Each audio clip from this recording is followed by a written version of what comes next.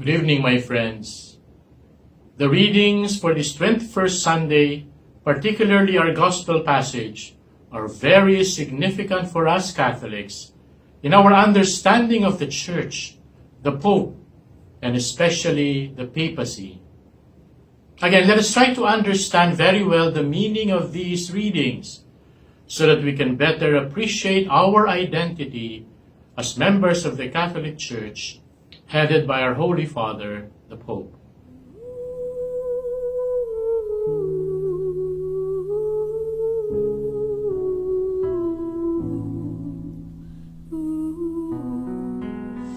We were introduced last week to places like Tyre and Sidon.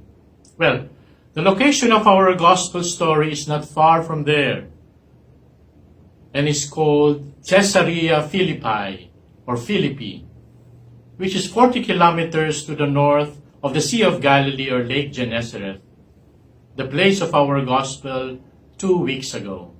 Caesarea, because Herod built a temple in honor of Emperor Augustus Caesar, and Philippi because one of his sons, Philip, occupied it during the time of Christ. For the ancient Jews, one of the caves there is called the Gates of Hell. So you see, this significant place was already a pagan place of worship, where the river Jordan begins, and is considered also the gates of hell. Is it just a coincidence that this is the place where Jesus will reveal his true identity as Messiah and will appoint Peter to begin his church? Jesus went into the region of Caesarea Philippi and he asked his disciples, "Who do people say that the Son of Man is?" They replied, "Some say John the Baptist, others Elijah, still others Jeremiah or one of the prophets." Son of Man. That was the common Old Testament phrase Jesus used to refer to himself. And he has been going around preaching, curing, and doing miracles. He has been proclaiming and giving to the people. Now, he wants to know how the people are understanding and receiving it. So he asked his disciples who the people think he is, his identity. The people think that Jesus was one of the prophets, especially John the Baptist, or any of the major prophets of old, all of whom were already long dead. They were thinking that he, like these prophets, possesses great supernatural powers and has their spirit. That's why he can perform many wonders. For them, he was a great man, but of the past, who has just come back to life. The people aren't getting it. So he asked his disciples.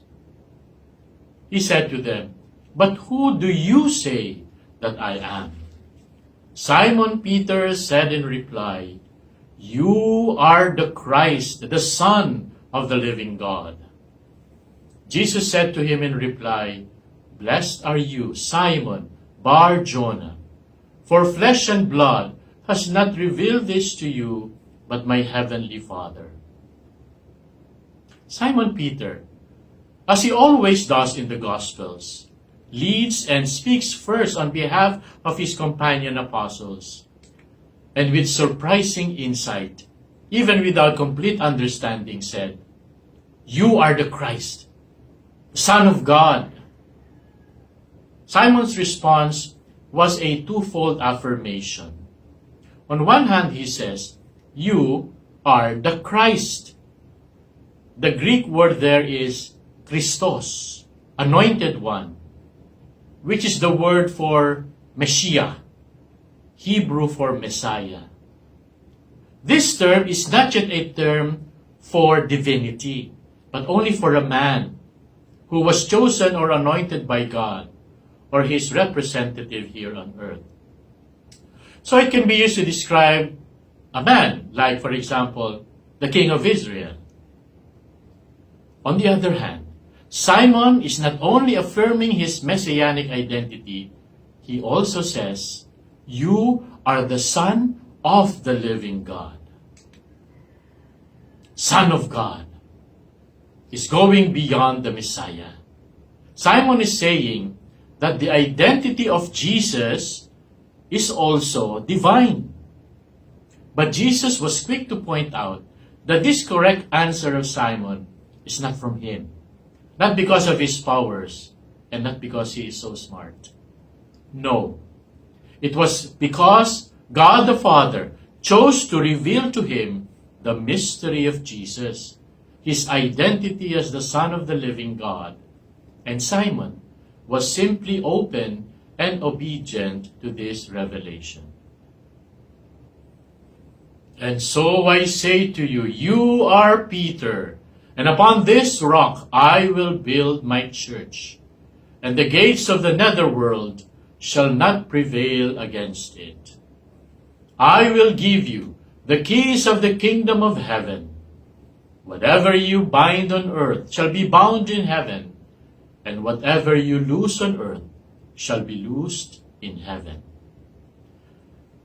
We have come to the heart of our gospel passage today. This is not only the main message, but the crucial scriptural foundation of our doctrine on the institution of the Church, the Catholic Church in general, and the history of the papacy in particular.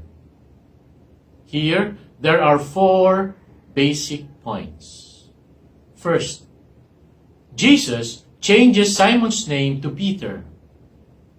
Second, he speaks of building his church on Peter. Third, he gives Peter the keys to the kingdom of heaven. And fourth, he gives Peter the power to bind and to loose. Again, in order to understand what's happening here, we have to look at each of these in a Jewish context. What is the mentality of Jesus and the Jews at his time? Because our doctrine on the church and papacy traces its foundation on Jewish roots. 1. Jesus changes Simon's name to Peter. His birth name is Simon, which is the Greek form of Simeon, one of the 12 sons of Jacob, and a very common name for Jewish boys. That's the name he would be known and called by in the beginning of the Gospels. Now, Jesus changes his name to Peter, which in Greek is Petros, or rock. Now, why is this important? If you are familiar with Judaism and the Old Testament scriptures, you'll know that whenever God changes someone's name, something very momentous is happening or will happen. For example, in the Old Testament, God called Abram, meaning exalted father. But he changed it to Abraham, which means father of a multitude. By the new name Abraham, it reveals who he is in the eyes of God and the role he will play in the history of salvation. He's going to become the father of all the peoples on the earth. When Jesus does this to Peter, it signifies who he is in the eyes of God and what role he will have in the history of salvation. So Simon is now going to become Petros, the rock. Why? Jesus goes on to say, "On this rock I will build my church." This is the second image. For a further explanation and a little bit of the controversy stirred up by our Protestant brothers, I added a bonus video at the end of this reflection. The second point, upon this rock I will build my church. Again, we have to refer to the Greek translation of these words. When we hear the word church, we tend to think of a building, a sanctuary, a church building, or even the institution of the church. But in the original Greek, the word simply means assembly, a group of people gathered together for a purpose. There are two Greek words here, ek, meaning out of or from, and kaleo, which means to call out. If you put them together, you get ecclesia, the assembly, people called out from. By the way, in the Old Testament, ecclesia refers to the assembly of Israel when God calls them out from their homes to come together in the temple for worship. So, what Jesus is describing here is Peter is the foundation of his assembly, of the church, of the new Israel that he's going to establish. Jesus is making Peter the rock, the foundation, the center of the new people of God. There's an interesting fact here. In the old temple in Jerusalem, during the time of Christ, there was a very important rock called Eben Shetiyah, foundation stone. It is said from their Mishnah, the written traditions, that this special stone, located in the Holy of Holies, is where the Ark of the Covenant used to be placed. In the time of Jesus, the high priest would go into the Holy of Holies, and since there was no longer the Ark of the Covenant, he would go to this foundation stone and sprinkle blood in it, the foundation of the ecclesia, the foundation of God's people worshiping in God's temple. So when Jesus says to Peter, "You are rock, and upon you, rock, I shall build my ecclesia, my assembly," the new temple of God is now centered not only on Jesus, but also on Peter as foundation.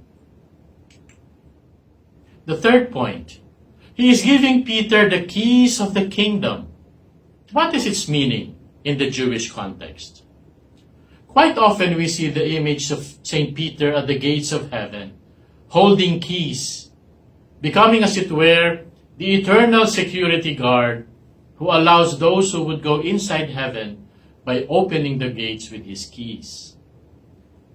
This is not the Jewish understanding of keys in the first century, and certainly not of Jesus. Jesus was alluding to a very specific passage from the Old Testament, from the prophet Isaiah, chapter 22, which is our first reading today. In summary, our first reading tells or describes the transfer of power or office from one person to another, from Shebna, who was very corrupt and an unworthy leader, to Eliakim, a worthy successor. Now, why is this important? First, even already in the Old Testament, an important position or an office in the kingdom is passed on from one person to another. That office does not belong to a person, but is transferred to another when the first person dies. In this case, it is the office of the leader over the house of David, the second highest position in the kingdom, which now we can call the office of the prime minister. Second, how do you know that a person is holding this number 2 position? He must have 2 important symbols. 1, the keys to the house of David. And number 2, the symbol of a father. The key or keys is the symbol of authority. For a leader or a prime minister who holds the keys, it means that the king has entrusted royal and complete authority over his kingdom to him, even though he is only second in command. He has complete authority over everyone and everything in the kingdom, even if he's only number 2. So, the keys is a major sign of power and authority.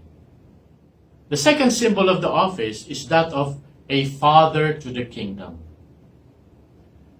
Well, isn't the king the father to the kingdom? Well, yes. But the prime minister participates in the fatherhood of the king and will act as a father to the kingdom, leading and guiding the people. This is of great importance for us Catholics because the root of the word Pope is Papa, which means father. The Protestants accuse us that the word Pope or the Pope, the person of the Pope, is not in the Bible. Well, just tell them to read Isaiah chapter 22. The fourth point, the leader of the house, this prime minister, has another vital function, which is part of his authority, that of binding and loosing. Whatever you bind on earth shall be bound in heaven, and whatever you loose on earth shall be loosed in heaven. Now, what does that mean? That means his ruling authority over the people is binding.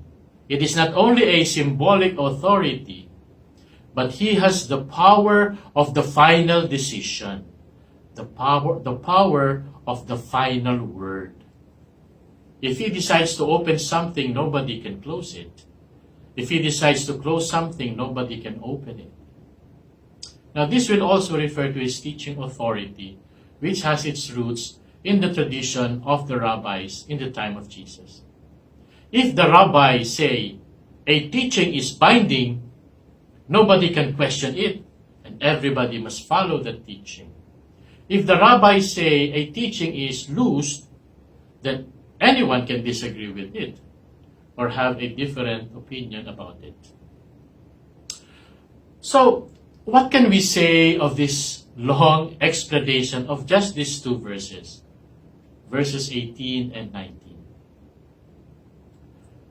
Jesus, by changing Simon's name to Peter, is making him the second in command of his kingdom, the church. He is giving Peter the keys of royal and complete authority over the church, a power second only to Christ. As the supreme leader, he acts as a father to the church, which became a traditional practice in the early church to consider him the Bishop of Rome, the Father of Rome, Santo Papa, or what we call now the Pope. And Jesus is finally transferring that binding power to Peter himself, such that whatever Peter binds on earth will be bound in heaven, and whatever Peter loosed on earth will be loosed in heaven. And so, we have seen the explanation to our foundational doctrine on the church and the papacy based on our scriptural passages. While it is accepted by everyone that the church was founded by Christ and on Peter as the foundational rock, not everybody, especially our Protestant brethren, believe in the succession of the popes to Saint Peter. Now let me explain a little about this. Succession means that after Saint Peter died, he was replaced by another bishop.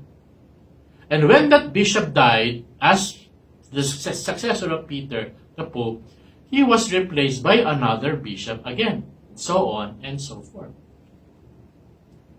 Our Catholic understanding of succession also holds that everything that Saint Peter received from Christ as leader is retained, all of it, by all his successors. Therefore, our present Pope Francis holds all the power and authority of Saint Peter himself. What is our proof of this? Our first reading, Isaiah chapter 22, which I already explained. And since that was the basis of our gospel reading in Matthew chapter 16, it goes without saying that the authority bestowed on Peter by Jesus as leader of the church did not stop with him when he died. It is not the power of Peter as a person, but the power of the office that was given by Christ and was passed on to Peter's successors. This office of leading the church and possessing the keys, the fatherhood, the power of binding and loosing is what we call now the papacy. And the person holding that office of papacy is what we call the Pope. That this is true is attested from the very beginning by one of our greatest fathers of the church, Saint Irenaeus, bishop and martyr. He said that we shall know the true faith of the church that existed from the very beginning because from the very beginning it was the truth, was handed down to us by 12 succeeding popes up to his time. He also said that the Church of Rome maintains primacy over all the churches in the world, which by implication tells us that the Bishop of Rome, the Pope, holds primacy over all the bishops in the world. All the bishops possess teaching authority because they are successors to the apostles, but only Saint Peter and his successors holds the keys of the kingdom of heaven and is the successor to Jesus Christ. As a conclusion, Christ also assured Peter that the gates of the netherworld shall not prevail against it, the church. Remember that the place Caesarea Philippi contains a cave called the gates of hell? That's the context of Jesus' promise to Peter. We must not forget this great guarantee of Jesus to Peter and to us now, who face many perilous and frightening forces against our faith. How shall we remain steadfast and strong? Where shall we get our strength to remain committed to Christ and to the church? How shall we become rock? Let us turn to Saint Peter. He became rock because he remained open and connected to the Father, who gave him the insight to declare who Jesus really is, the Christ, the Son of the living God. If we remain open and connected to Jesus, he will make us strong.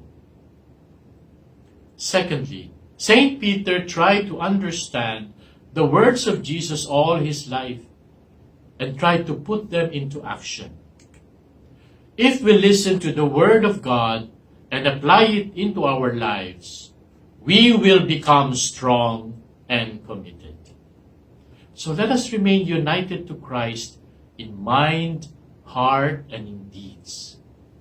And the gates of the netherworld shall not prevail against us.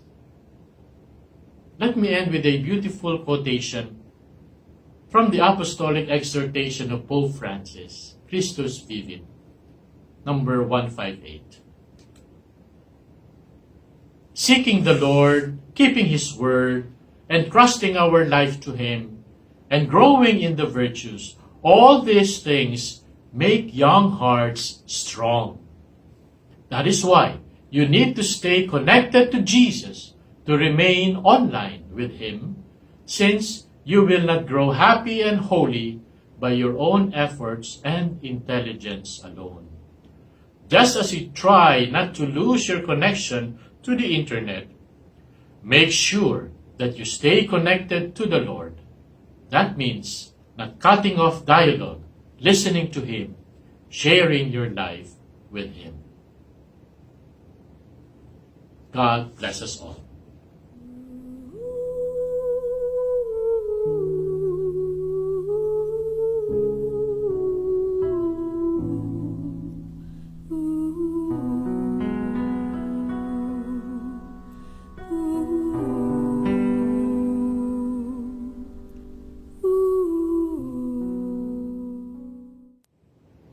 This is the extra video or the bonus video.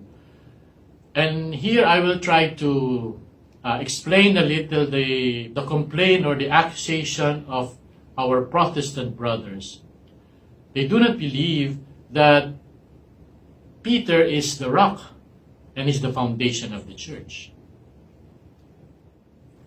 Many non-Catholic Christians do not accept our teaching that Peter is the rock upon which Jesus would build his church. Because they say, if you look at the Greek words, Peter is Petros and the rock is Petra. If you want to hear it in Greek, it will go something like this. You are Petros, and upon this Petra, I will build my church. So some Protestants would say, aha, see? They are not the same. Peter is not the rock. Jesus was not making Peter the rock foundation of the church. Now, the explanation and the real context of that text is like this. In the Greek language, just as in many other languages, there are masculine words and feminine words. Or a word can have a masculine form or a feminine form. Petros is the masculine form of the word rock, Petra, which is feminine. So if you use rock to refer to a man who is masculine, you will have to use its masculine form, Petros, and not its feminine form. Halimbawa, nagkaroon ka ng anak na lalaki at gusto mo siyang pangalanan to honor Mama Mary. Are you going to name him Maria? Hindi. Papangalanan mo siyang Mario, lalaki eh. So the masculine form of Maria is Mario. But whether it is Mario or Maria, it is the same. It honors Mama Mary. So these words, Petros, Petra, Mario, Maria, might be different in gender, but there's no difference in meaning. Petros and Petra, it's still rock, whether it is masculine or feminine. So Jesus is referring to the same thing. It is as if Jesus was saying to Peter, ikaw ay bato, at sa batong ito, itataguyod ko ang aking sambayanan. Matthew wrote his gospel in Greek, but most scholars agree that Jesus was speaking in Aramaic, a more ancient form of Hebrew. And in Aramaic, there is only one word for rock, Kepha, or Cephas. So the point is, Jesus was renaming Simon as Peter, identifying him as rock, whether it's Greek or Aramaic.